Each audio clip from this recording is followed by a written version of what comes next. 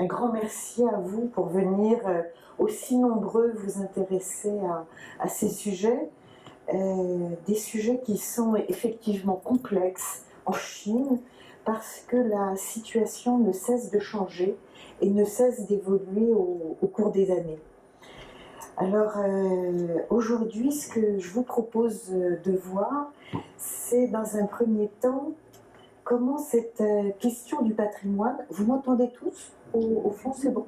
Comment cette question du patrimoine a commencé à se faire jour en Chine, quelles en sont maintenant avec nos correspondants, c'est-à-dire des universitaires avec lesquels nous travaillons à Shanghai, quels en sont les tenants et les aboutissants des propos, et comment on en arrive à se poser des questions qui nous sont complètement familières en France, à savoir comment garder des territoires vivants.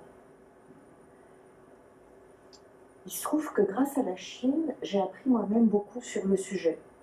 Comme architecte, j'étais bien sûr amenée à faire des travaux de restauration, comment amener du confort dans des habitations un peu anciennes, etc.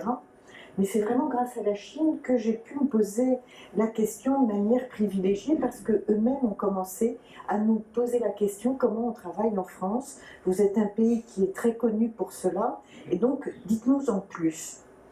Alors ce soir, je vous propose d'une part de vous montrer un petit peu un état des lieux dans un premier temps, à partir du constat qui est fait par un des enseignants et professeurs avec qui nous avons travaillé, et j'utilise un certain nombre d'images que lui-même nous a donné à voir il y a quelques années en nous disant son point de vue. Comme ça, vous savez que je ne triche pas. Je pars déjà d'un état de lieu fait par d'autres. Et puis dans un deuxième temps, on va venir voir comment on a commencé à travailler ensemble avec nos partenaires sur une petite ville qui a une 60aine de kilomètres de Shanghai, qui s'appelle Tongli.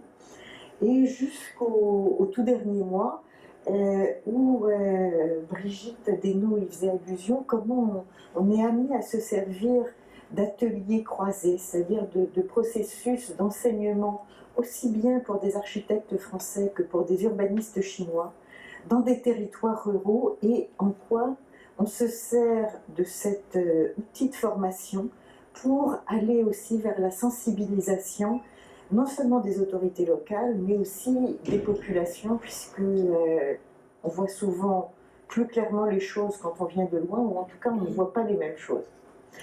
Donc si ça vous va, voilà le plan que je vous propose de suivre aujourd'hui. Et commençons tout de suite par le patrimoine, comment on l'imagine, qu'est-ce que ça veut dire. Alors, bien évidemment, les questions d'inventaire, c'est-à-dire qu'est-ce qui fait valeur de patrimoine, qu'est-ce qui vaut la peine d'être listé comme faisant partie de la culture. Cette culture, pour ceux qui étaient hier à l'Université libre de Bruxelles, vous savez qu'elle était beaucoup questionnée par cet architecte de Pékin, Zhang Yongre. Eh bien, cette culture, c'est souvent les intellectuels, les enseignants, les professeurs qui commencent par la mettre en avant. Et les premiers inventaires qui ont été faits, on est là à Shanghai, c'est au cours des années 80. Ça va être le premier pas d'une politique qui va véritablement être mise en œuvre, peut-être seulement 20 ans plus tard. C'est dire le temps que ça prend, au moins une génération, voire plus. Et cette manière de concevoir qu'est-ce qui fait culture, c'est aussi en interrogeant justement qu'est-ce que l'on retient de son histoire. Et si j'ai choisi cette image de Shanghai avec ces bâtiments multiples, c'est parce qu'en fait ils sont pour beaucoup des bâtiments construits dans les années 30, construits par des Occidentaux. Et est-ce que cela mérite de passer à la postérité, et à partir de quand? C'était un débat qui a pris beaucoup d'ampleur, puisque dans un premier temps, ce sont les images que j'ai rassemblées ici au milieu. Dans un premier temps, la ville de Shanghai se disait que ce qui est chinois, c'est ce qui avait une valeur de chinoiserie. Et elle s'inventait un passé comme on l'a vu dans beaucoup d'autres villes se faire en Chine. Et puis ça a pris un certain temps pour que l'habitat populaire, celui qu'on voit dans cette image-ci, cet habitat en ligne longue, en courée, d'autant plus important pour cette image-ci, c'est que c'est le lieu où s'est réuni le Parti communiste chinois pour la première fois en 1921. Dans la concession française, eh bien, il était tellement généralisé à Shanghai, ça représentait plus de 90% du tissu urbain de Shanghai dans les années 80 encore, que ce qui est banal, puisqu'on y est tout le temps, n'a commencé à devenir du patrimoine qu'à partir du moment où on l'a démoli. C'est souvent le cas. Et c'est toutes ces images qui sont devenues par la suite célèbres, parce qu'effectivement, c'est en voyant disparaître les choses que tout d'un coup on prend conscience de la place qu'elles peuvent occuper au quotidien. Donc c'est cette question du champ disciplinaire, vous voyez qu'elle nous amène du bâti à l'histoire, de l'histoire à la culture, de la reconstruction à la réutilisation. On est sur une extension d'un champ particulièrement complexe qui a commencé en fait au début du XXe siècle. Je prends là l'image des pionniers avec ce personnage très important en Chine, Liang Shecheng, Liang Shecheng qui est le fils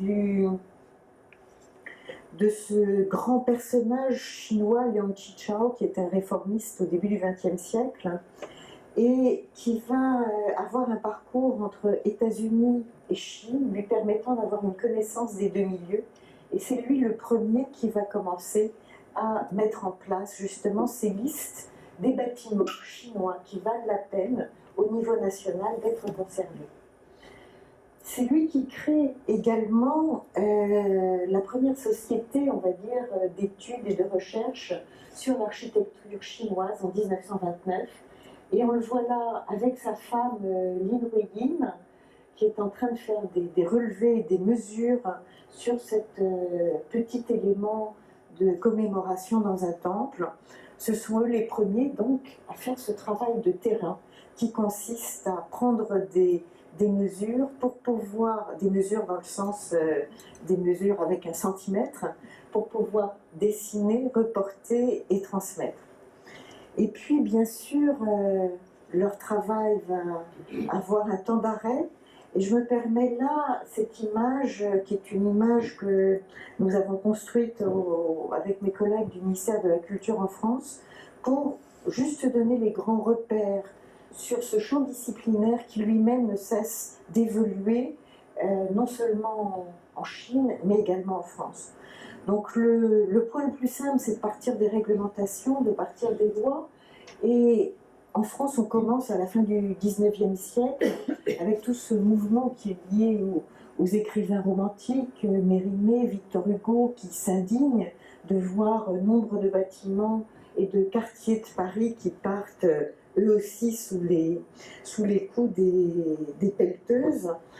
Et les monuments historiques, le classement ou la nomination commence à prendre place au tournant du 19e, début du 20e siècle. Les premières lois et réglementations sur les monuments historiques, puis sur les sites,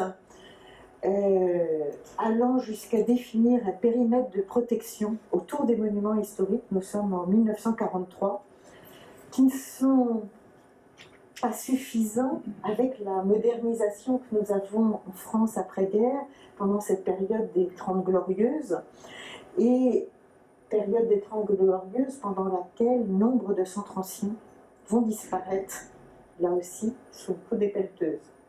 C'est ce qui nous vaut en 1962 la loi Malraux, celle mettant en place les secteurs sauvegardés, avec un rôle très important de l'État pour justement définir non seulement un abord, non seulement à partir d'un monument, d'un édifice, non seulement le périmètre de 500 mètres autour de l'édifice, mais tout un secteur. En Chine, c'est aussi, ces années 60, les premières lois sur les monuments et les sites protégés. Mais quand on commence véritablement à travailler sur le thème en Chine, c'est en 1982, donc peu de temps après l'ouverture de Deng Xiaoping en 1978, quand est défini ce label ville historique et culturelle qui va imposer à toutes les villes qui font partie de cette liste et de ce remarquable chapeau, qui va leur imposer donc de mettre en place un plan de protection qui doit être inclus dans le schéma directeur, lui-même validé par le Conseil des affaires d'État. Alors, de la part de nos collègues chinois, les urbanistes nous disent, bon, certes, le label a un titre prestigieux, on y voit apparaître 6 catégories, les villes capitales, comme Pékin, Nankin, des villes où les concessions étrangères qui ont pris place font qu'un certain nombre de bâtiments remarquables ont été construits, Tianjin, Shanghai, Wuhan, etc. Des villes qui ont vu se mettre en place des industries particulières, celle de la porcelaine à Tianjin. Bref, on a un certain nombre de catégories, mais ce n'est pas pour autant qu'il y a des budgets et qu'il y a des compétences qui sont mises au service de ce label. Et quand on commence, nous, à travailler sur ce thème à la fin des années 90, eh bien, en fait, la première question qui nous est posée, c'est d'aider à définir une méthodologie pour travailler sur ces secteurs. Mais on s'aperçoit qu'en fait, on est dans cette notion de secteur et du patrimoine comme un outil d'aménagement. Et qu'on est bien loin de l'édifice isolé qui a été, nous, notre première définition. Alors, ce constat, qu'est-ce qu'on en dit en Chine? Et là encore, ce que je vous en rapporte, c'est le propos des spécialistes du sujet. Donc ne croyez pas que toute la Chine pense que je suis en train de vous exposer. Mais ce que je cherche à vous communiquer, c'est ce que pensent les gens qui travaillent dans ce domaine, pour que vous ayez connaissance de cet apport-là. J'ai eu la chance d'être invitée justement au comité des urbanistes qui travaillent sur ce label des villes historiques et culturelles. Et lors de ce séminaire annuel, auquel participent des personnalités importantes, le ministre de la Construction nous dit, en utilisant cette image que je vous montre là, qui est celui d'une revue publiée dans le sud de la Chine, avec ce titre « Pays natal, ne me demandez pas d'où je viens, car de pays natal, je n'en ai plus ». Et il commence à nous dire, eh bien voilà, notre pays a engendré par l'urbanisation qui est mise en œuvre depuis plus de 20 ans, des destructions que jusqu'à maintenant, nous n'avions pas eu avec une telle ampleur. On est donc effectivement dans un constat extraordinairement clair qui est fait par les autorités au plus haut niveau. Ce n'est pas parce que ce constat est là que pour autant des outils peuvent être mis en place avec autant de rapidité. Et bien sûr, la question est du coup de se dire, c'est quoi ce fameux patrimoine? Comment on peut le définir? D'autant que quand on regarde les textes de nombre de sinologues, et j'ai plaisir à citer Pierre Rickman, Simon Leys, qui nous a transmis tellement de connaissances sur la Chine pour y avoir habité, on est effectivement avec une culture particulièrement riche, particulièrement complexe, où la philosophie nous montre à quel point la transformation des choses est aussi importante. Or, nous-mêmes, quand nous travaillons à réutiliser le patrimoine, ne sommes-nous pas aussi dans cette capacité, en réutilisant des lieux, pour pouvoir être dans cette continuité d'une idée, continuité d'une essence, tout en permettant sa réutilisation. Alors, face à ces questionnements, voilà un de nos premiers interlocuteurs, le professeur Zhuang Yisan, qui a maintenant plus de 70 ans, et qui, dès les années 60, dès le début des années 60, il a fait partie de ces arpenteurs du territoire chinois, avec ses enseignants qui lui apprenaient l'histoire de l'architecture, qui lui apprenaient à reconnaître dynasties et mises en œuvre. Et voilà les propos qui sont les siens. On nous dit, d'une part, en Chine, on a, ne serait-ce qu'en termes de patrimoine bâti, une très grande variété, une très grande diversité. Et on a des freins. C'est d'une part que l'État est le propriétaire, mais qui consacre un budget trop faible pour l'entretien de ces édifices, et d'autre part qu'on n'a pas, ne serait-ce qu'un minimum de restauration qui est mise en œuvre ou d'entretien banal. Et une fois qu'il a pris sa retraite donc de l'université, eh bien, pour vous dire son engagement, il a monté une fondation pour continuer le même travail, avec des financements privés. Donc c'est intéressant, ça nous montre que l'on peut avoir ce type d'initiative en Chine.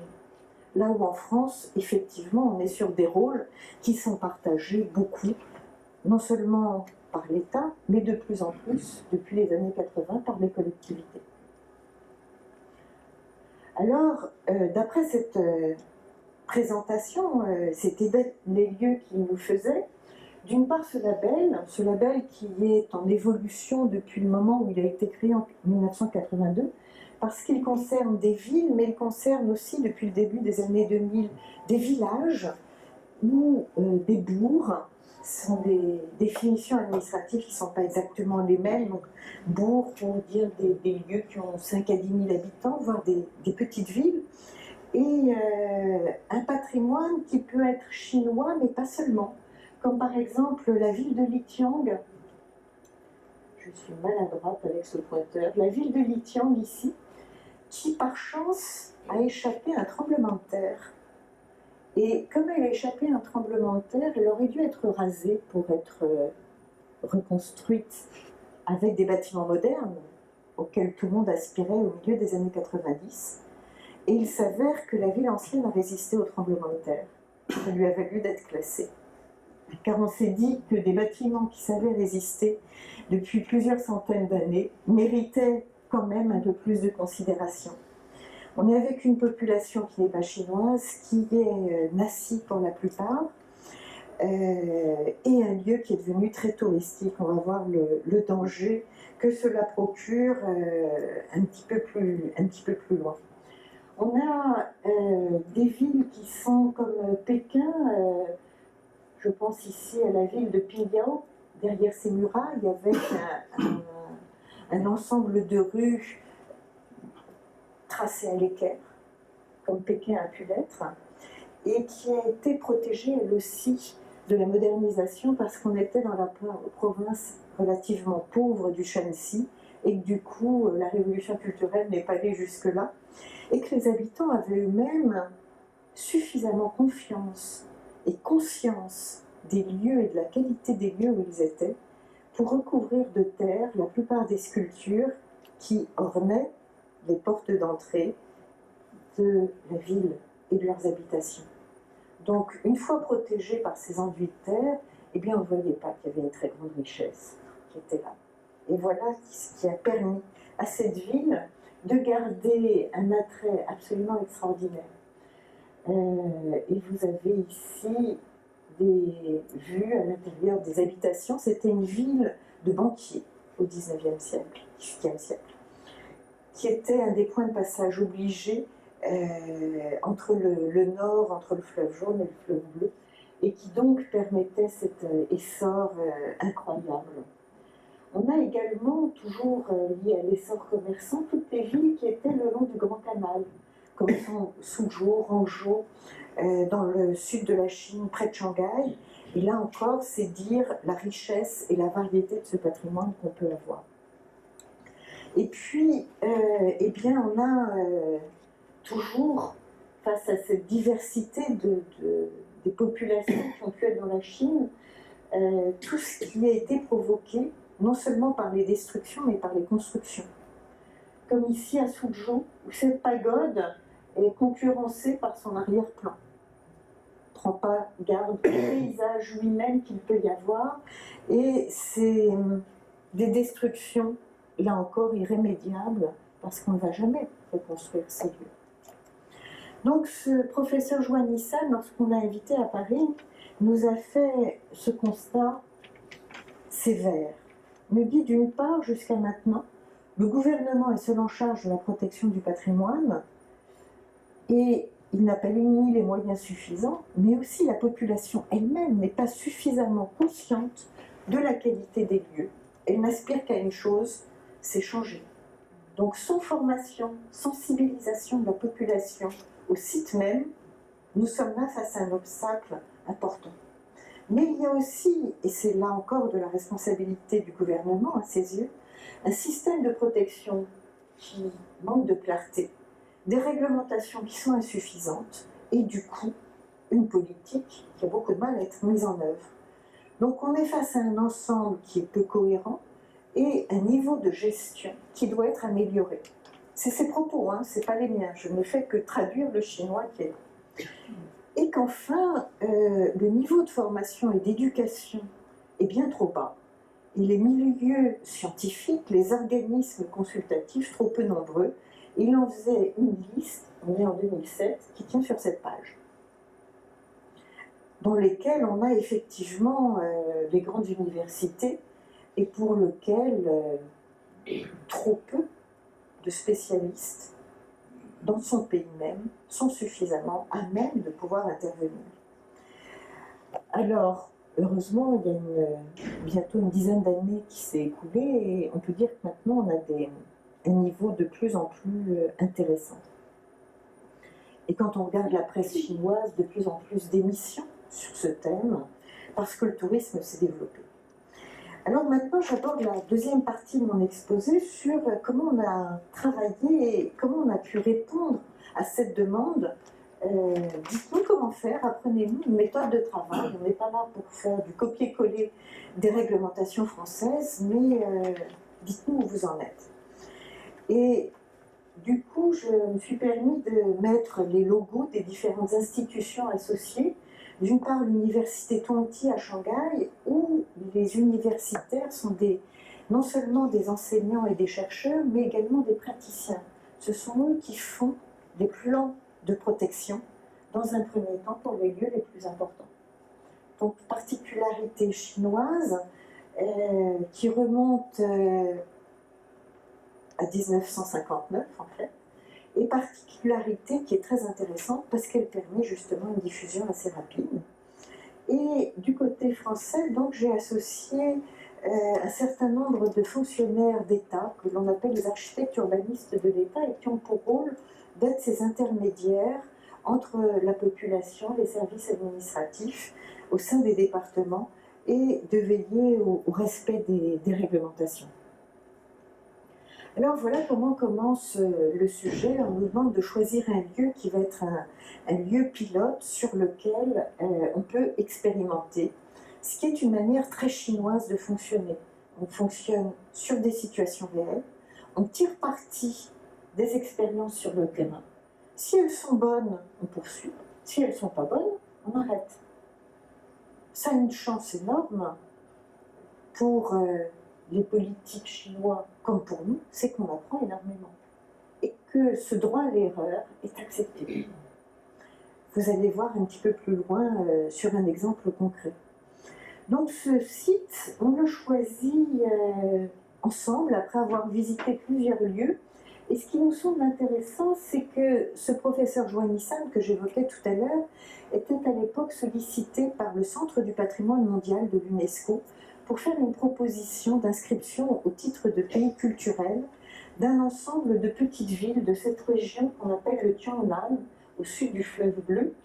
Au sud du fleuve Bleu, donc c'est le fleuve qui arrive ici, Shanghai est là, et toute cette région qui est autour, en partie sur la province du Jiangsu, en partie sur la province du Zhejiang et Blandu, a été desservie par des réseaux de canaux qui ont été construits pour les premiers dès le Xe siècle.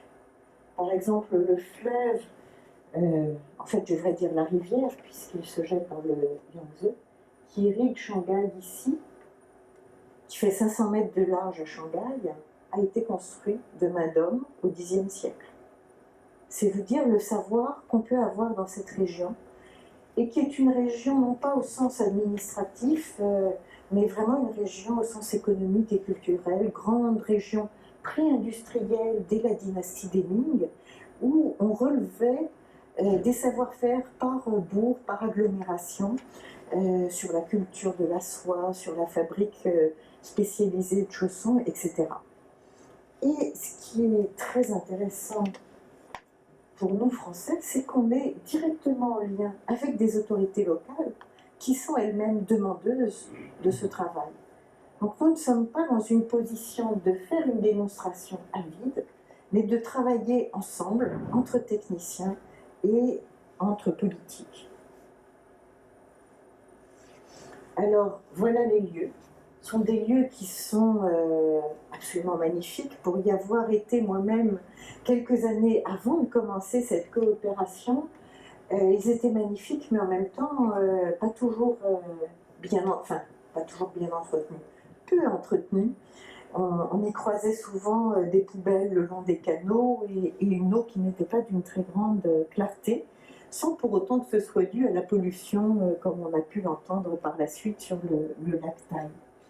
Donc voilà à quoi ressemble la vie dans ces petites villes d'eau, parce qu'elles étaient desservies essentiellement, non pas par des voies pavées, mais surtout par ces voies d'eau qui sont des voies importantes, qui l'ont été en tout cas pour le transport des marchandises, le transport des personnes, pour les représentations de Kuntu, cet opéra qui vient également de cette région et qui est une forme extraordinairement importante de la culture lettrée. C'est cette région des jardins fameux de Suzhou, où on a tout un art de vie qui s'est développé dans des maisons qui sont assez simples d'apparence extérieure, mais qui peuvent révéler une très grande richesse. Et c'est cette richesse combinatoire, on peut dire, entre des ruelles couvertes, des ruelles qui ne le sont pas, des petites échoppes sur rue, des lieux d'habitation qui nous donnent un cadre de vie assez exceptionnel. Mais ce cadre de vie pour les habitants, eh bien, il n'est pas forcément perçu comme adapté, parce qu'il n'y a pas le confort, et que donc les jeunes ne veulent pas y rester. Et que la question qui nous est posée, c'est comment permettre, d'une part, d'amener le confort, mais aussi d'imaginer de quoi les jeunes peuvent vivre et quelles sont les activités que l'on peut développer dans ces lieux.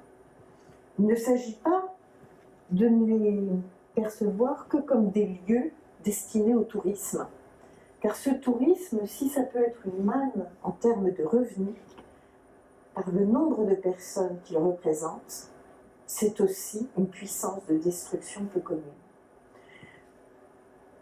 Vous le voyez sur le schéma qui est là, les périodes de touristes en Chine depuis le milieu des années 90 sont très condensées. Il y a celle qu'on évoque souvent, celle du Nouvel An chinois. Nous sommes encore dans la période du Nouvel An chinois jusqu'à la fin du mois. Mais période de Nouvel An, c'est plutôt le moment où on retourne voir sa famille. On a le 1er mai, les jours fériés autour du 1er mai, et les jours fériés autour du 1er octobre, qui est la fête nationale chinoise. Donc fête du travail, fête nationale, c'est à ce moment-là où les citadins, dont le niveau de vie commence à augmenter pendant les années 90 et 2000, c'est ce moment-là donc où les citadins se mobilisent pour aller à la découverte de leur pays, qu'ils connaissent très mal. Les années 90, les années 2000, c'est celles où se mettent en place des infrastructures de transport, des autoroutes, des chemins de fer. Là où, pour aller de Shanghai à Pékin, on mettait encore 36 heures il y a 30 ans, on va brutalement en mettre plus que 12, 8, 5 maintenant. C'est vous dire à quel point on peut avoir très rapidement une population qui vient visiter des lieux auxquels elle n'avait pas accès. Alors, nous, on n'est pas négligeable. Quand je dis nous, c'est nous, touristes étrangers ou résidents étrangers. Et c'est aussi cette population d'expatriés, en l'occurrence Shanghai est à même pas 1 heure de route, qui peut venir pendant les week-ends et qui vient s'intéresser à ces lieux qui sont devenus accessibles, non seulement accessibles, mais agréables pour fuir la pollution urbaine, et où d'un coup se développe un faux artisanat, puisque souvent ce sont des produits qui sont fabriqués ailleurs. Je ne peux pas dire au Vietnam, mais ailleurs en Chine, et qui vendent tout ce qu'on pourrait avoir si j'étais à Paris, je dirais comme aux abords de Montmartre ou de Notre-Dame. Mais les revenus ne servent pas directement à la population. Ils servent en termes d'hôtellerie, en termes de restauration pour la ville, et qui voient une manne du fait de ce développement du tourisme, et qui génère du coup de plus en plus, qui rapporte rapidement de l'argent. Mais ce qui rapporte rapidement de l'argent n'est pas nécessairement ce qu'on a envie de voir.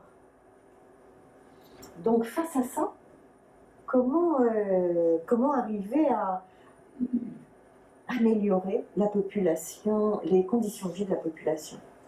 Alors voilà comment on procède. Déjà, ce que je vous explique en quelques mots, et j'ai honte de le dire aussi rapidement pour un sujet qui mériterait plusieurs heures d'explication, eh bien c'est d'apprendre à comprendre quelles sont les questions posées. Et à partir de là, de pouvoir les comparer. Comparer ce qu'on a en commun, comparer nos différences. C'est ce qui nous permet d'avancer, et nous accueillons aussi bien des techniciens, ce que j'appelle techniciens, ça peut être des ingénieurs, des urbanistes, des architectes, mais surtout des politiques, pour leur faire rencontrer leurs homologues en France, des maires, ceux qui sont en lien directement avec cette pression de la population qui demande des meilleures conditions de vie. Et donc c'est en comparant les situations que nous arrivons petit à petit à savoir quels sont les outils que nous avons en commun. Voilà pourquoi je vous disais que je remercie la Chine, parce qu'elle m'a permis d'apprendre beaucoup de choses sur la France, en cherchant quels étaient des parallélismes de situations. Donc là, par exemple, nous sommes dans le petit village de Locronan, en Bretagne, ici, qui peut très bien être comparable à ces petites villes chinoises. L'été, une affluence, la population qui est multipliée par 10, comparée, par 10, que dis-je, par 1000, comparée à ce qu'on peut avoir au cours de l'année, où il n'y a qu'une centaine de personnes. Des situations somme toute similaires. Alors cette sensibilisation, elle nécessite aussi de pouvoir former cette jeune population chinoise. L'avantage, c'est qu'on est dans un pays qui est en plein développement et qui n'est du coup pas très compliqué de mettre en place des nouveaux outils. Par exemple, je vous présente sur cette page un travail qui a été fait par les étudiants-chercheurs de l'université chinoise, en utilisant des techniques que nous, on aurait rêvé de mettre en place aussi rapidement en France. C'est-à-dire, les professeurs emmènent 20 étudiants pour faire des relevés dans cette petite ville de Tanguy, qu'ils vont capitaliser à travers une banque de données qui va servir comme outil de décision pour la gestion de la ville par les différentes commissions qui sont en charge, qui de la construction, qui du tourisme, etc. Je vous en dis un peu plus. On a par exemple ici les données concernant quel type de bâtiment c'est, en quoi il est construit, quelle est son adresse, etc. C'est associé avec un état des lieux, quels sont les éléments remarquables. Et puis, sont répertoriés également avec une même légende tous les bâtiments, quel type de construction, est-ce que c'est bois, briques, est-ce que c'est du béton, est-ce qu'il y a cuisine, salle de bain, est-ce qu'il n'y en a pas, et de pouvoir le répertorier sur une carte même de la ville. L'utilisation de ces systèmes d'information géographique, SIG, c'est ce que nous commencions à mettre en place en 2000 en France, et c'est en un an ce qui a été réalisé à titre de méthode d'initiation par ces étudiants. Deuxième élément, c'est se dire que ce n'est pas parce que des bâtiments sont anciens qu'on ne peut pas y amener le confort. Donc comment imaginer cette mise en valeur et cet entretien qui font si souvent défaut, c'est justement en encourageant le développement des savoir-faire. Donc, une fois qu'on a commencé à repérer et à faire les inventaires, eh bien, on a une main-d'œuvre qui est relativement habile et en quelques années, on voit se développer non seulement la réutilisation des pièces anciennes, mais aussi l'utilisation, par exemple, sur cet ancien ventail de porte, l'utilisation de pièces nouvelles sur les parties manquantes par des jeunes qui petit à petit apprennent à savoir comment reconnaître la valeur des choses et comment les réutiliser. On est là vraiment sur un des points importants, la création d'emplois, permettre qu'elle puisse s'inscrire en fait dans le développement même de la ville. Alors, je vous en montre juste quelques images, mais on peut le décliner par rapport à la pierre, on peut le décliner aussi par rapport à ce qu'il peut en être fait. Vous imaginez dans une ville où il y a non plus quelques centaines de personnes qui viennent arpenter les rues, mais plusieurs milliers, que c'est des nouveaux besoins en stationnement, savoir où on met les bus, savoir comment on met en place des nouveaux réseaux, ce ne sont pas les mêmes pour les eaux usées, pour l'alimentation en eau.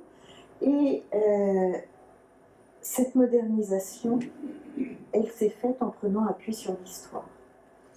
C'est-à-dire les inventaires qui ont été faits sur comment étaient pavées les rues, suivant l'usage, elles n'avaient pas le même type de pavement.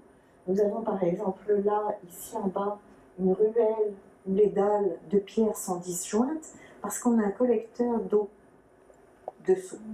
C'est dans les petites ruelles entre deux maisons. Alors que dès qu'on est sur une ruelle un peu plus grande, on a un pavage qui permettait alors aux ânes ou aux animaux de pouvoir l'emprunter. Et quand on est près des lieux plus publics, et bien à ce moment-là, on repasse sur des dalles de granit. Tout cela avait été uniformisé dans les années 80 par un goudron uniforme qui ôtait beaucoup du charme de ces petites villes d'eau. Donc la mise en place des nouveaux réseaux qui ont été enterrés, qui permettaient le confort, s'est accompagnée de cette remise en état, suivant les documents qu'il restait encore, de ces espaces publics. C'était également la constitution d'espaces publics nouveaux, comme cette petite place qui est à côté d'un jardin que vous voyez là et qui est un jardin qui a été classé entre-temps au patrimoine mondial. Comment permettre que la sortie du jardin ne soit pas pour un groupe de 10 personnes, mais pour 200 personnes. Et c'est là où à chaque fois on a demandé à nos interlocuteurs de l'université de pouvoir suivre de près tous les travaux qui étaient conduits par la ville, de ne pas laisser les gens sans connaissance historique mettre en place ces travaux. De la même manière, puisqu'une identité forte, ce sont les canaux, eh bien, le paysage ne s'arrête pas de l'autre côté du canal. Et en Chine, on détruit aussi des bâtiments récents, on l'a vu faire, pour arriver à conserver des vues et enlever des bâtiments qui avaient été construits dans les années 70 ou 80 et qui n'avaient pas beaucoup de qualité. Donc c'est toute cette inventaire, on peut dire, des lieux et de leur application au quotidien qui a fait l'objet de ce travail qui s'est déroulé sur 3 ans en cherchant à chaque fois quelles sont les caractéristiques économiques et qu'est-ce qu'on peut mettre en avant, que ce soit la pharmacopée traditionnelle, que ce soit cette culture ancienne de l'indigo qui permet les teintures en bleu et blanc avec des motifs, là encore, qui sont d'une infinie variété et qui peuvent servir, là aussi, à décorer des lieux. Décorer des lieux lesquels? Je vous parlais de ce peu de sensibilisation des personnes qui tous se disaient mais on est dans des habitats anciens, on n'a qu'une envie, c'est de partir de ces lieux moussus et humides. Et en discutant avec le responsable de la construction de cette ville de Tongli, on lui dit mais pourquoi vous ne mettriez pas en place, avec l'appui bien évidemment des urbanistes qui ont fait tout ce travail d'inventaire et de prospection historique, des règles sur ce qui est possible de faire ou de ne pas faire. Et nous, Européens, on aime bien, quand on va dans des villes, pouvoir loger chez l'habitant. Il est certain que ces grandes résidences à plusieurs cours successives, vous n'avez plus les familles claniques de quelques centaines de personnes. C'est pas la famille nucléaire d'aujourd'hui qui va les occuper. Pourquoi ne pas faciliter leur transformation en maison d'hôtes? Et en 6 mois, voilà ce qu'on a pu voir sur cette maison qui est ici. Eh bien, en suivant les règles faites par les urbanistes, les habitants ont transformé certains des bâtiments qui étaient sur le côté en petites chambres d'hôtes. La première fois, tout content, ils nous montrent en disant « Regardez, rentrez alors là. Oh » Heureusement que j'étais avec quelqu'un qui était beaucoup plus diplomate que moi. Un carrelage rose épouvantable.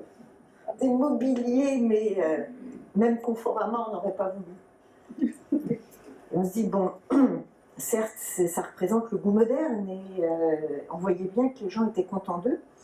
Et heureusement que j'étais avec quelqu'un qui avait l'habitude de négocier et de dialoguer avec la population, ces architectes urbanistes de l'État que j'évoquais. Je dis, écoutez, c'est formidable ce que vous avez fait. Mais vous savez, ça serait mieux si vous mettiez une couleur locale. Parce que nous, ce qu'on aime bien, c'est précisément ce mobilier. Pourquoi vous n'utilisez pas les artisans que vous avez pour le remettre en état? Je veux dire, oui, quelle bonne idée. Je suis repassée 3 mois plus tard, et ça avait été mis en œuvre, cette idée qui était suscitée, cette absence de peur de l'échec, cette envie d'essayer, en voyant ce que ça donne. Et 6 mois plus tard, j'ai pu faire cette photo, où effectivement, est-ce un lit neuf ou un lit ancien? Peu importe. Mais on est en tout cas dans des savoir-faire qui se perpétuent, et pour nous, dans un confort qui est beaucoup plus agréable quand on retrouve ce type d'ambiance que quand on retrouve ce que je vous décrivais tout à l'heure, des dalles de pierre, enfin plutôt de briques polies, comme on les trouve dans cette région de Suzhou, plutôt que des carrelages industriels, et un aménagement qui lui-même est cohérent avec ce type d'habitation. Et puis le propriétaire, très content de nous montrer les travaux qu'il avait faits en suivant ses prescriptions. Alors, le patrimoine, c'est aussi se dire, mais qu'est-ce qu'on fait quand justement on démolit des bâtiments? On avait là, on est en bordure du canal, ici, on avait là un terrain sur lequel il y avait un grenier qui avait été construit dans les années 70-80, et que la ville avait démoli en disant, bon ben, on va en faire une place. L'espace public était à la mode. Écoutez, faire une place, ça manque un peu d'intérêt, parce que regardez, ces maisons sont très ordinaires, vous allez les exposer, plutôt que de faire une place, gardez-leur cette intimité dont elles ont besoin, et construisez un bâtiment contemporain, et pas du pastiche. Faites un bâtiment qui peut servir, racontant par exemple l'histoire de la ville, ou qui serve aussi, pourquoi pas, à montrer les projets que vous développez sur cette petite ville. Et voilà le petit bâtiment qui a été imaginé par une des urbanistes. D'un côté, de l'autre, la façade qui est sur le canal, et qui a été fait pour servir de lieu d'exposition sur la ville. Alors en 10-15 ans où je suis revenue régulièrement sur place, j'ai été très étonnée de voir que petit à petit il y a des choses qui ressortaient. Par exemple, la première fois on arrive là en 98-99, on demandait s'il y avait des photos anciennes de la ville. On dit non, des photos, vous ne pensez pas. Effectivement, c'est tout ce qui était confisqué pendant la Révolution culturelle. Bien, figurez-vous que la dernière fois que je suis allée là, dans les années 2010, j'ai commencé à voir réapparaître des photos anciennes. C'est-à-dire se donner la possibilité de refaire exister l'histoire. Car on est aussi face à un jeu compliqué comme celui-là en Chine, d'une histoire qui est loin d'être partagée comme étant agréable pour tous et pour tout le monde. Et puis ce lieu, c'est aussi une manière de pouvoir permettre aux habitants de comprendre des histoires qui sont plurielles, des projets qui peuvent se faire, car pour beaucoup, ça peut représenter aussi la perte de maisons familiales qui ont été attribuées à d'autres. Ça peut représenter l'appropriation par l'État de lieux qui étaient des temples des ancêtres, etc. Donc ce travail sur le patrimoine, c'est un travail de réconciliation compliqué et sur lequel on peut avancer qu'à pas mesurer. Et c'est pas mesurer, il faut les faire toujours, c'est ce qu'on s'efforce de mettre en place, en associant les responsables eux-mêmes, les responsables politiques. Et on voyait là, dans ces séminaires que l'on a organisés sur ces villes qui postulaient à être inscrites sur la liste du patrimoine mondial, heureusement pour elles ne l'ont pas été parce qu'il y a déjà beaucoup de touristes et il y en aurait eu encore plus. Mais en tout cas, elles ont chacune appris à comprendre qu'on n'avait pas un modèle d'histoire, mais que chacune avait des spécificités à mettre en œuvre.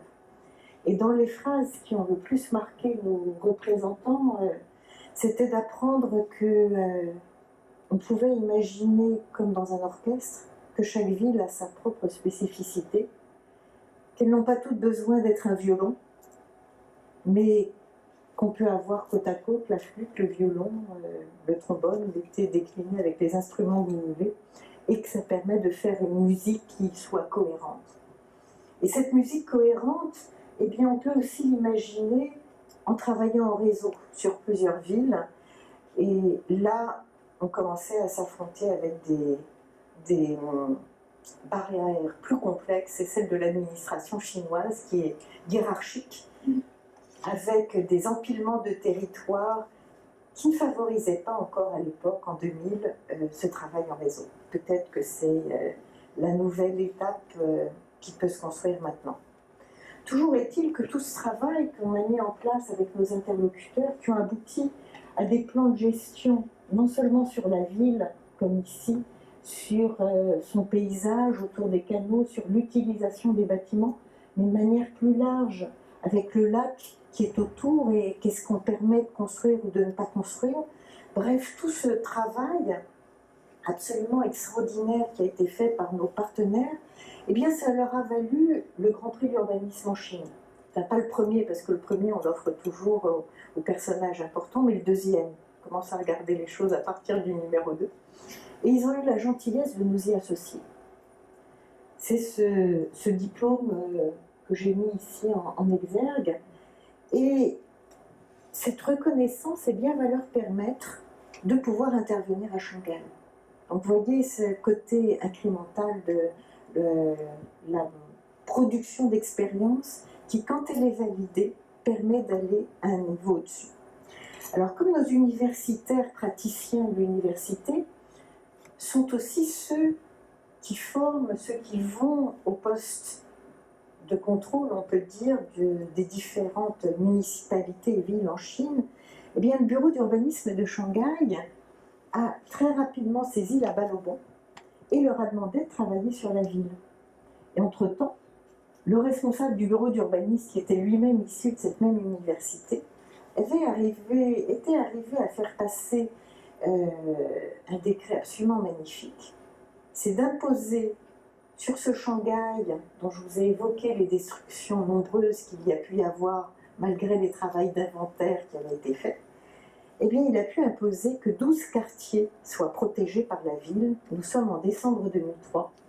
Et cette ville, qui est à peu près voilà, la ville des années urbanisées des années 50, eh bien, elle comprend 27 km² de secteurs protégés, y compris un secteur qui avait été fait sous le gouvernement nationaliste, qui est là, qui était le projet d'une ville nouvelle entre 1927 et 1937. Et cette ville de Shanghai, donc, qui est ici, d'après les cartes des annales historiques chinoises, avec ce fleuve que je vous évoquais, creusé de main d'homme, cette ville, donc, ici, qui, dans ce périmètre-là, fait à ce moment-là 10 millions d'habitants, elle est, contrairement à Pékin, issue du réseau des voies d'eau qui couvrait l'ensemble du territoire, ces fameuses voies d'eau que j'évoquais à propos du pays du Tiangnan. Et ces voies d'eau dont on voit très bien leur importance sur cette carte-ci, qui montre uniquement les voies d'eau, qui progressivement, avec l'urbanisation de la ville, voies d'eau réseauvières, qui progressivement disparaissent, mais qui ont composé la trame majeure de la ville. C'est son identité la plus importante. Car en fait, la ville de Shanghai, qui s'est construite sous l'emprise des concessions, qui s'est développée grâce aux concessions étrangères, la concession française, la concession anglaise, puis internationale, elle s'est développée à partir du fleuve et très rapidement, par le biais de ces routes extérieures, de nouvelles frontières étaient négociées, mais surtout elle abritait une population qui était majoritairement chinoise. Plus de 90% de la population de Shanghai, du Shanghai des concessions, était chinoise.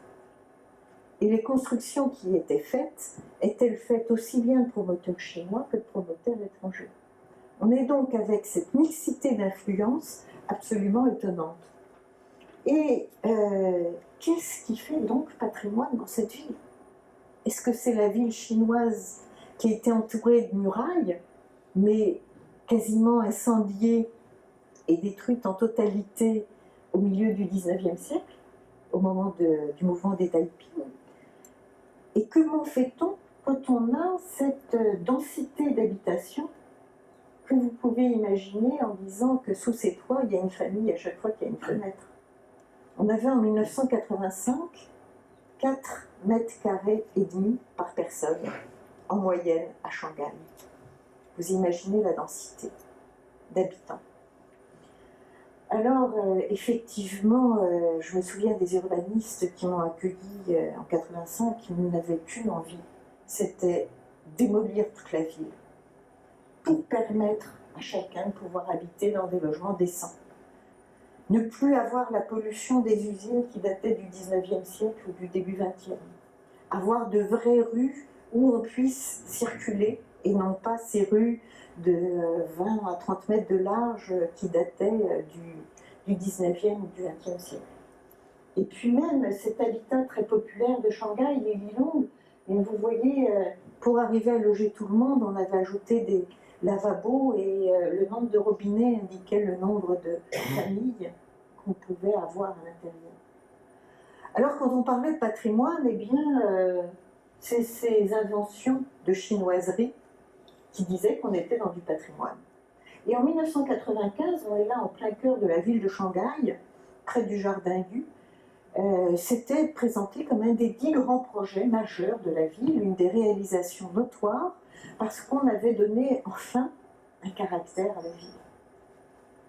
Vous imaginez la déception pour ceux qui avaient vu autre chose dans ces lieux-là. C'était pas un centre touristique. À la fin des années 90, on est encore sur autre chose. Cette fois, c'est avec des promoteurs de Hong Kong qui viennent s'entourer aussi de conseils de l'université Tongji et qui disent mais non, le patrimoine, c'est cet habitat en Lilong et d'ailleurs, regardez, on va le conserver comme un tissu urbain notoire et on va en faire un centre qui va être rentable. On va y développer plein de magasins franchisés. Et vous allez voir, ça va être formidable. Alors cette opération qui a mis tous les habitants dehors, malgré leur banderole de protestation, eh bien effectivement, elle a eu ce mérite que cet habitat populaire que j'évoquais des Lilong est tout d'un coup devenu très populaire dans l'esprit des Shanghaïens.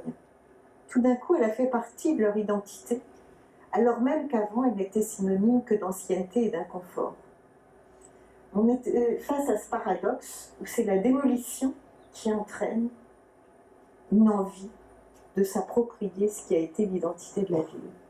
Car effectivement, tout ce quartier est refait à neuf en réutilisant le type de construction qui pouvait être l'esprit de Shanghai, mais dans lequel, si vous allez vous y promener aujourd'hui, dans lequel donc il n'y a que des cafés, des bars, des pizzerias et autres lieux de dégustation. avec, pour rentabiliser l'opération, quelques grandes surfaces aussi, quelques immeubles, et puis un espace vert pour permettre d'avoir un peu d'air dans cette ville qu'il s'agissait de dédensifier. Et nos interlocuteurs de dire ne vous inquiétez pas, c'est une étape par laquelle on a besoin de passer pour se réapproprier notre histoire. Ils n'avaient pas tort, et bien que nous étions parfaitement surpris de ce qu'on voyait là, car on était loin de la protection des quartiers qui constituaient ces 90% de la ville, ce que vous voyez derrière.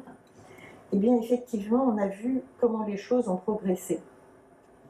Donc c'est en même temps qu'on a cette protection que j'évoque, en même temps vous avez les démolitions qui continuent, tous les coups déjà partis sur les quartiers évoqués. Donc cet habitat très spécifique de la ville, qui étaient des lotissements qui ont été faits aussi bien par des promoteurs chinois qu'étrangers, associant un mode de vie communautaire chinois avec des façades et des modes de construction qui étaient étrangers, qui vont avoir comme des variations musicales, je pense souvent aux variations Goldberg sur un thème, qui vont se développer, mais sur toute la ville, avec une inventivité extraordinaire. Eh bien, c'est là où commence à se mettre en place un autre mode de protection. Reprenons exactement ce travail méthodologique qui avait été fait sur la petite ville de Qingli, à côté de Shanghai. Donc un travail à la parcelle pour identifier qui habite, comment, quelles sont les qualités des lieux. Alors plus on allait vers l'ouest, plus on était sur un habitat résidentiel de petites villas. Et c'est là où on commence à imaginer le patrimoine comme étant un des outils dans la protection de la ville, dans son aménagement. Et ces mesures vont amener à des choses tout à fait étonnantes. Là, j'utilise la présentation qui a été faite par une urbaniste du bureau d'urbanisme. Car sur ce quartier très populaire de Shanghai, elle a été amenée à mettre en place une démarche participative. Comprenez-moi bien, je ne veux pas dire que sur tout Shanghai, vous avez ça. Mais à vous montrer comment cette appropriation de méthodologie amène à des choses tout à fait remarquables par leur progression, on va dire, dans la mise en œuvre. On est là, dans ces quartiers de Lyon que j'évoquais, avec une densité d'habitation assez incroyable aussi, plus de 400 familles qui sont logées dans un petit quartier, avec par ailleurs des opérations urbaines de grande ampleur qui sont aux alentours. Et puis, un artiste assez connu à Shanghai repère ces usines qui ne sont plus suffisamment compétitives pour être conservées en état de marche, et se dit ça va être parfait pour installer mon atelier, et en même temps y développer une activité de galeriste. Mais voilà qu'il apprend quelques années après s'être installé qu'en fait le quartier va être démoli. Proteste auprès du maire, et le bureau d'urbanisme du coup se dit bien voilà, on va tâcher de faire autrement et de travailler cette fois avec les responsables de ce quartier qui sont intéressés par le sujet. Et donc de mettre en place ce qui était une des directives du bureau d'urbanisme, de réutiliser des anciens locaux industriels pour en faire des pôles de services, et de services, comment on pourrait dire ça, c'est souvent des entreprises de design, sur le cinéma, sur la vidéo, tout ce qu'on appelle en anglais creative industry, et qui ont pour objectif, là aussi, d'être des vecteurs d'attraction et des vecteurs d'emploi. Et le bureau d'urbanisme fait une proposition en 4 points en disant, bien, effectivement, on va transférer le COS, les coefficients d'occupation du sol qui étaient prévus sur la totalité du quartier, en permettant une plus grande hauteur en face, de manière à pouvoir travailler et conserver la totalité des habitants, en tout cas ceux qui le souhaitent, et imaginer un autre mode de travail. Alors voilà comment eh bien, les participants de cette expérience, les habitants qui le souhaitaient, à travers un comité de résidents qui s'est mis en place, a lui-même décidé du type de service qu'il voulait voir dans ces anciennes usines qui étaient libres, qui étaient allouées, chercher aussi par eux-mêmes des investisseurs qui pouvaient être intéressés pour y établir des nouvelles activités, chercher par eux-mêmes quel type d'usage ils voulaient pour les ruelles, et que ce pilotage général du projet a bien été fait sous l'égide des urbanistes de l'université, tout en étant contrôlé par le bureau d'urbanisme en termes de réglementation. Eh bien, c'est devenu un quartier qui, en quelques années, a eu un essor extraordinaire, même à mon goût, je dirais maintenant un peu trop, tellement là aussi les touristes viennent nombreux, mais qui a surtout permis l'élaboration d'un process où le secteur public est devenu un intervenant à part entière et pas seulement un opérateur aux côtés du bureau d'urbanisme, aux côtés des experts, et pas seulement des personnes qui sont obligées de suivre le mouvement, comme ça avait été le cas dans les opérations précédentes. Alors aujourd'hui, eh bien, pour le bureau d'urbanisme, on est, et j'emprunte ces mots là encore à celle qui a suivi l'opération, on est véritablement dans un quartier préservé parce qu'on a conservé cette activité qui est importante aux côtés de l'habitation et aux côtés du déroulement ordinaire du quotidien.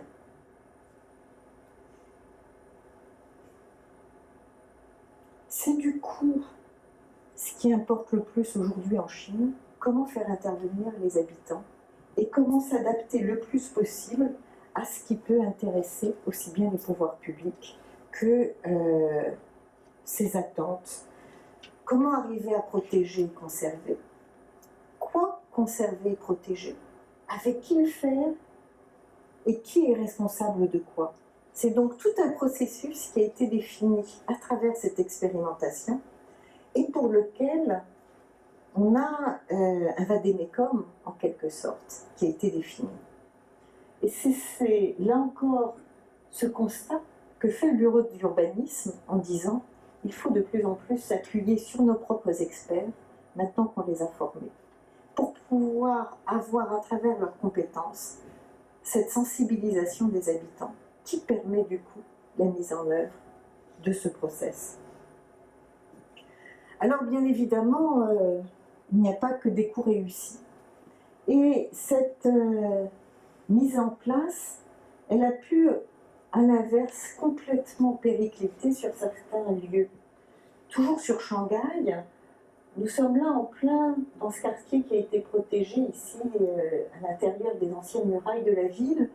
Et dans ces années 2000 où la croissance urbaine et la croissance économique est à 2 chiffres, eh bien, les promoteurs se disent ben, on va en profiter nous aussi, on va essayer de faire ces opérations de réhabilitation. Et là, ce terrain en friche, eh bien, c'est un de ceux du centre-ville où les négociations avec les habitants, ceux qui voulaient rester, ceux qui voulaient partir, ont pris tellement de temps. Les prix ont été multipliés par 5 en moins de 2 ans. Et les sociétés qui étaient en charge des travaux n'ont pas eu d'autre choix que de mettre la clé sous la porte. Parce qu'en fait, n'était pas encore définie justement toute cette méthodologie que j'ai évoquée un peu plus haut. Alors, qu'en est-il maintenant? On est sur une population très différente dès lors qu'on passe sur des territoires ruraux. Et les territoires ruraux, c'est à mes yeux un des enjeux majeurs des prochaines années. Un des enjeux majeurs parce que c'est là où la culture est importante aussi.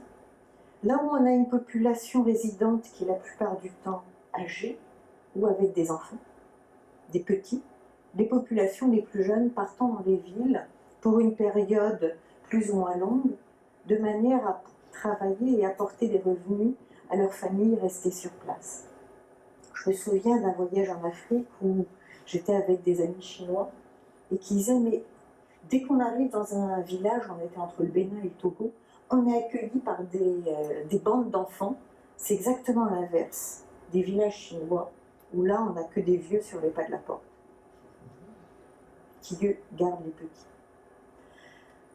Alors, pourquoi ce travail est fondamental? Et pourquoi nos interlocuteurs nous ont amenés sur ces territoires? On a là la première des urbanistes qui est venue se former en France à cette école, l'école de Chaillot, qui forme à Paris les architectes sur cette spécialisation du patrimoine. Et qui nous dit, eh bien, comme on est en train de fermer un nombre de villages pour permettre un regroupement dans des bourgs, si on n'y prête pas garde, dans quelques années, il n'y aura plus de paysages en Chine. Car les paysages, ils sont entretenus par les paysans. Si on enlève les paysans, qui va continuer à pouvoir transmettre et à pouvoir développer des activités sur ces lieux? Donc elle nous a emmenés, eh bien justement, dans un premier temps, à côté de Pingyao, que j'évoquais tout à l'heure, cette ville classée patrimoine mondial, et qui elle aussi commence à avoir une pression du tourisme extraordinairement forte. Et quand vous avez la pression d'un point sur un territoire, la première chose, c'est d'arriver à la répartir sur plusieurs points, de manière à pouvoir alléger la pression qu'on pourrait avoir. Si à Paris, tout le monde se rend à la Tour Eiffel, s'il n'y avait que la Tour Eiffel, le quartier deviendrait vite invivable. Heureusement qu'on a plusieurs autres sites à proximité qui permettent aux Parisiens de pouvoir continuer à habiter près de la Tour Eiffel. C'est la même chose dans nombre de sites en Chine. Si on ne permet pas que ces territoires soient plus largement entretenus, dynamiques, avec des métiers et des conditions de vie acceptables pour les habitants, eh bien c'est très difficile de pouvoir faire face à ces deux enjeux, le développement du tourisme et le développement d'activités soutenables pour les habitants. Et en fait, on s'aperçoit que ces sujets rencontrent une très très grande attention de la part des gens. Nous avons mis en place donc avec cette jeune universitaire eh bien, ce qu'on appelle des ateliers croisés, des ateliers de formation pour les architectes français qui font cette école de spécialisation, l'école de Chaillot, et pour les urbanistes chinois qui eux aussi ont commencé à bénéficier d'une formation spécialisée depuis 2006 à Shanghai. Et le fait même que nous nous déplacions, eux, des universitaires reconnus en Chine, et nous venant de France, fait que c'est un événement en tant que tel dans le village. On reste pendant une semaine à étudier le plus possible et le plus en finesse possible les lieux, et à partir de là, les étudiants ont un an pour pouvoir transmettre et leurs analyses sur le bâti et leurs analyses sur le devenir. C'est un exercice qui fait partie de leur cursus, mais pour lequel étudiants chinois et français travaillent en commun. Et dans leur cursus, il est prévu aussi qu'ils puissent présenter leurs travaux. Alors quand c'est en France, c'est dans les petites villes françaises où ils travaillent. Et quand c'est en Chine, eh bien là, c'est ce retour où on montre aux habitants ce travail qui a été fait. Et vous voyez à quel point chacun s'identifie à ce qui peut être présenté et qu'il y a donc cet intérêt. Première des choses, pour travailler sur un lieu, faire en sorte que cette adhésion sur le sujet soit là. Alors très concrètement, ben voilà comment ça se passe. Là, par exemple, les étudiants chinois et français sont rassemblés. Ils sont une petite vingtaine avec leurs professeurs. Voilà ces paysages de l'Eus sur les collines dans lesquelles ont été construits beaucoup d'habitats troglodytiques. Voilà la vie au quotidien. On tape la belote, enfin c'est pas la belote, mais l'équivalent de la belote, quand les travaux des champs sont terminés.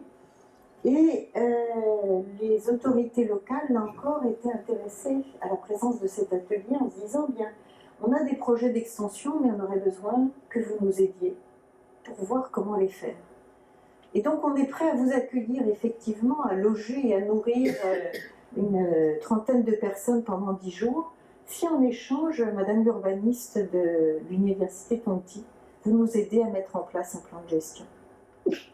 Et voilà ce qui a été fait dans ces propositions des étudiants qui du coup nous disent, mais attendez, on peut réfléchir autrement, on n'a pas besoin de démolir, on peut faire différentes propositions sur l'habitat.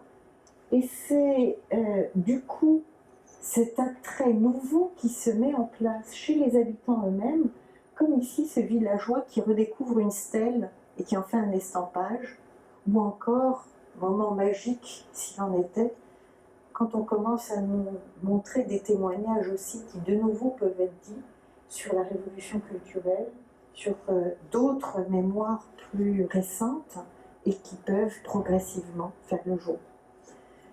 Voilà par exemple, en conclusion, ce que nous disent ces étudiants, en disant que la restauration d'architecture, c'est d'abord la restauration économique du village, qui permet la vie dans le village, qui permet du coup que les habitations soient elles aussi entretenues et restaurées. Donc il faut à la fois favoriser cette restauration et cette conservation, mais il faut aussi que le tourisme qui y soit lié soit le moteur de cette conservation.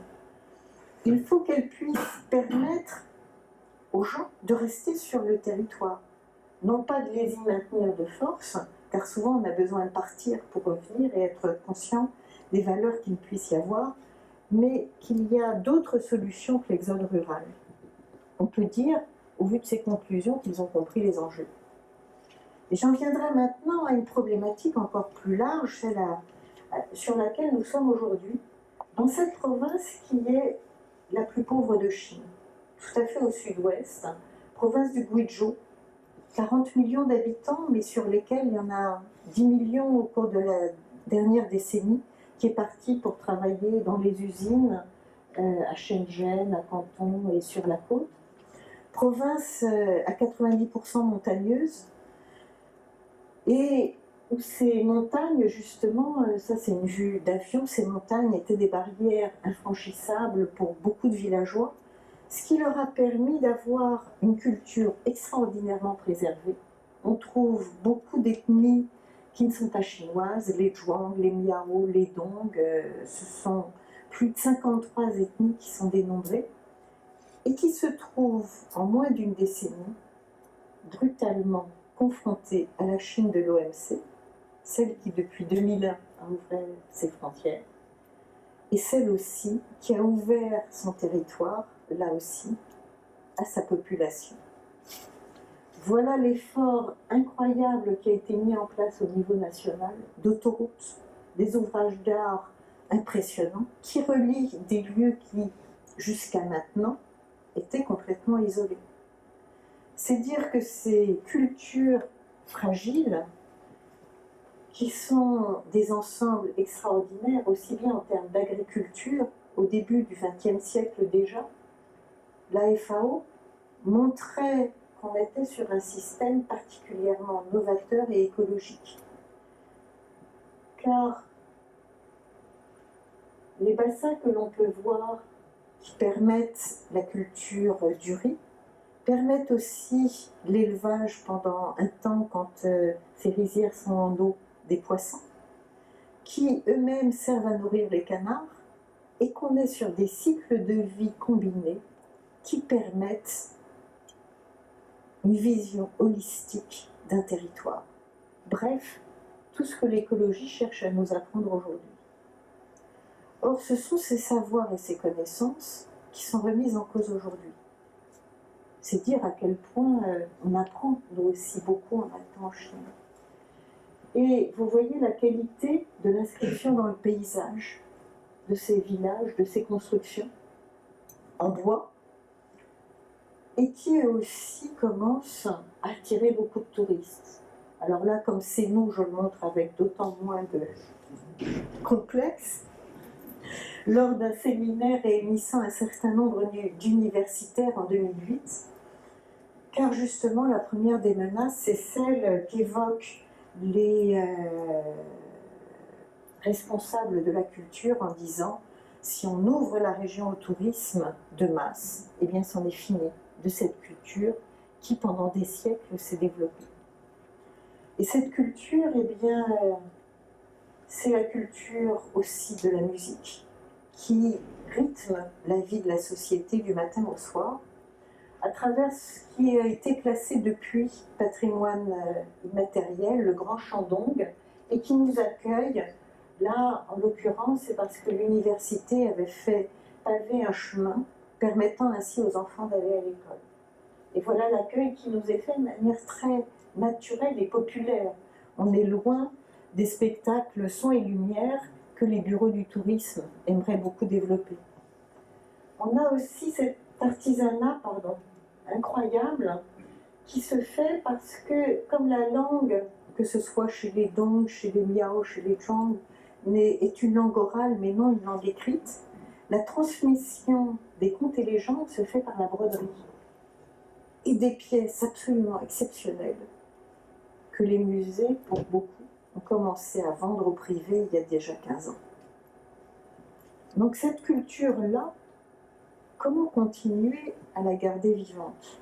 Là aussi, on y a amené, avec l'accord toujours des autorités locales, et l'envie de travailler avec nous, on y a amené des étudiants dans un village qui est là, à 1 heure même pas de l'autoroute, et où on voit déjà deux cultures qui s'affrontent.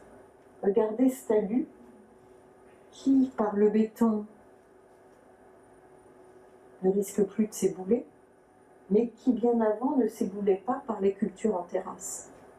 Sauf que les populations partant, ces cultures sont abandonnées, et que là, les risques d'érosion sont là. Alors, plus on s'approche effectivement des lieux habités, plus on a ce paysage qui est extraordinairement entretenu, et pas pour le tourisme exclusivement, comme les terrasses des Philippines qui ont été classées patrimoine mondial. Donc voilà ce village où en fait une grande partie des jeunes vont travailler aussi dans les villes. Maintenant avec les téléphones portables, c'est assez facile de savoir les possibilités d'emploi, ce qui ne leur interdit pas de revenir. Et quand ils reviennent au cours de l'année, eh bien ils participent aux travaux majeurs. Et là, voilà ce village, donc, que vous voyez il y a quelques semaines à peine, et pour lequel on a commencé à réfléchir différemment, en se disant qu'on avait besoin d'avoir une réflexion qui allie celle sur l'agriculture, mais aussi celle sur la musique et la littérature. Par exemple, sans la description des chercheurs, jamais je n'aurais imaginé qu'on est là sur le lieu le plus sacré du village. J'y aurais vu une baraque en bois abandonnée. Pas du tout.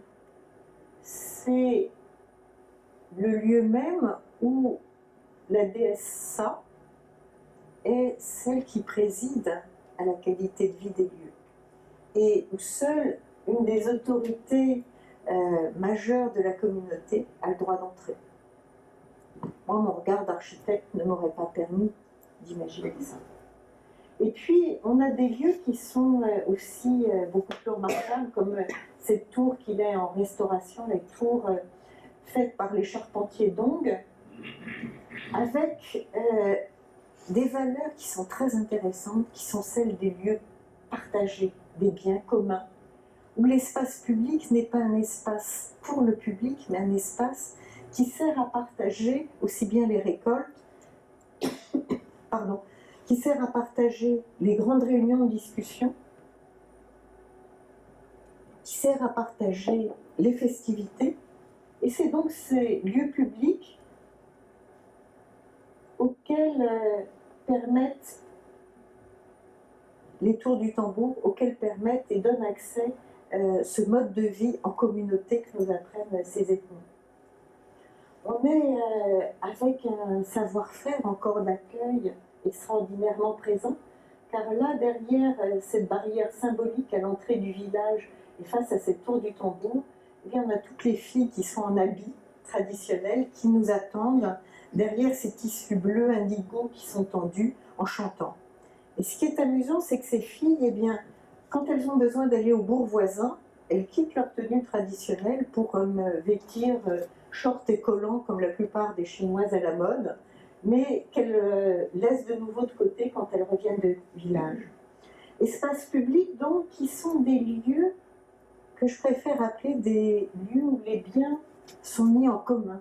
Comme par exemple là, pour célébrer la naissance d'un enfant, eh bien c'est tout le village et leurs hôtes des villages voisins qui se réunissent pour manger. C'est aussi les lieux où on met les récoltes en commun, où on les met à sécher, tel que vous le voyez ici pour le riz gluant. C'est celui où on construit les maisons, car on a un art de la charpente qui est tel que tous les garçons apprennent à savoir construire des maisons. Et puis c'est aussi, de manière beaucoup plus étonnante, et là nous ne l'aurions pas su si on n'avait pas fait ce travail de relevé en finesse, au niveau des maisons, la possibilité de communiquer d'une maison à l'autre. On est donc loin de l'usage de la clé, mais au contraire d'une véritable mise en commun, je dirais, des ressources dans une région où la vie au quotidien est très difficile. Je vous disais que c'est une des provinces les plus pauvres de Chine, où pas un coin du territoire n'est pas exploité pour permettre justement de nourrir une population qui elle-même est très nombreuse, ou trop nombreuse par rapport à ce terrain accidenté. Eh bien, ces biens communs, ces espaces communaux, mais petit à petit, ils commencent aussi à changer complètement, mettant en danger cette écologie extraordinairement astucieuse qu'on voyait, car ces différents bassins que j'évoquais tout à l'heure, c'est aussi des manières de pouvoir progressivement traiter les eaux. Comment fait-on quand on a une population qui peut varier? Vous imaginez si vous avez d'un coup plusieurs milliers de visiteurs qui arrivent, on n'est pas sur la même chose. Ce sont aussi des cycles de vie qui sont liés à les plantations d'arbres. Par exemple, on disait que ce bois de la construction, pour une famille, il est ordinaire de planter un arbre quand on se marie, mais aussi de planter un arbre quand un enfant naît, de manière à pouvoir le couper quand on se marie pour construire une maison, et à 40 ans de prévoir déjà le cercueil pour ne pas faire peser le poids aux descendants. Alors, comment permettre justement cette adaptation du territoire quand la modernité, c'est de dire on construit en béton? Vous imaginez amener du béton quand on a un climat aussi, un relief aussi complexe. Mais c'est aussi se dire comment se protéger du feu. Or, le feu peut détruire tout un village, ça arrive malheureusement encore trop souvent, toutes les récoltes, mais est-ce qu'on a la même attirance quand on voit les constructions nouvelles faites par les jeunes qui reviennent apporter la modernité au village? Donc comment arriver à combiner ce tout avec, et c'est là une question d'éducation qui me semble cruciale, tous les déchets en plastique de tous les petits bonbons qu'emmènent les enfants à l'école, et dans une école qui elle-même est un lieu de contradiction majeure. Voilà l'école qui a été faite il y a quelques années en béton en haut du village et qui est déjà désaffectée malgré toutes ces promesses qui étaient affichées sur le mur qui est là, vous voyez, toute la modernité qui est résumée entre les tours, les satellites, les avions, etc., le sport et puis la cravate des bons éléments. Parce que voilà la salle de l'école, et ce sont seulement les enfants qui ne peuvent plus aller au bourg qui est à 10 km, bourg construit toute pièce en béton, qui reste là. On est donc déjà dans une éducation à deux vitesses qui se propage.